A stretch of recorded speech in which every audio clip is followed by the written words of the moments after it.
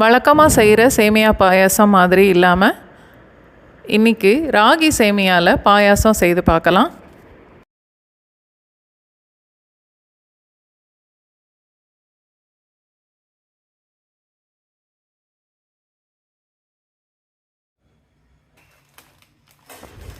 அனில் சேமியா 180 கிராம் ராகி சேமியா பேக்கெட்டில் பாதி தான் இன்றைக்கி யூஸ் பண்ண போகிறேன். 90 கிராம் அளவு. கப்பில் அளக்கும்போது 1.25 கப்பு அளவுக்கு இருக்கும்.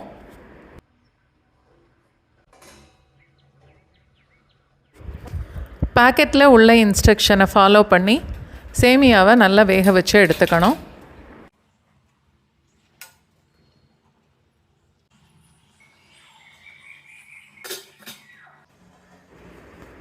கால் கப் அளவுக்கு செவ்வரிசி எடுத்து நல்லா கழுவிட்டு குக்கரில் சேர்த்து 1 கப் அளவுக்கு தண்ணியும் சேர்த்து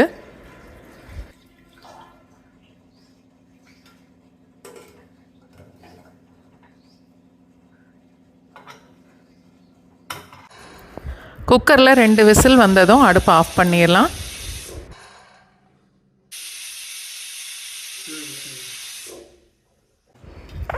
சேமியா வெந்ததும் ஒரு தட்டுக்கு மாற்றிட்டு சூடாக இருக்கும்போதே ஃபோர்க்கில் நல்லா பிரித்து விட்டுறணும்.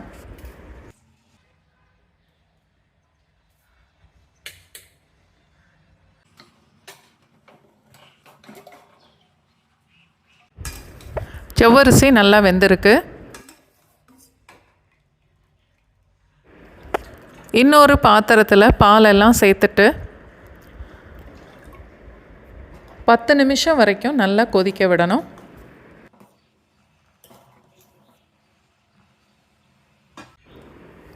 வேக வச்ச சேமியாவை செவ்வரிசியோடு சேர்த்துட்டு நம்மளோட இனிப்புக்கு தேவையான மாதிரி 1/2 கப்பிலிருந்து 3/4 கப்பு வரைக்கும் சீனி சேர்க்கணும்.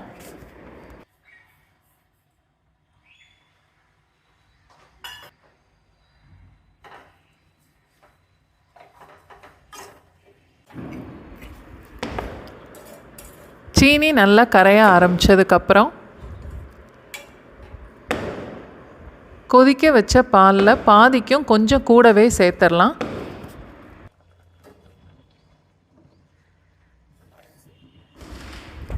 நல்லா கலந்துட்டு 2-3 நிமிஷம் வரைக்கும் கொதிக்க விடணும்.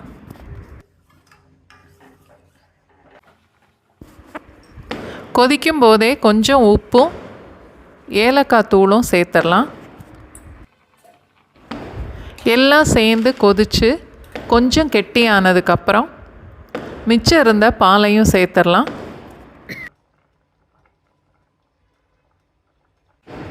அதோட 1/4 கப் அளவுக்கு கண்டென்ஸ்டு மில்க்கும் சேர்க்கணும்.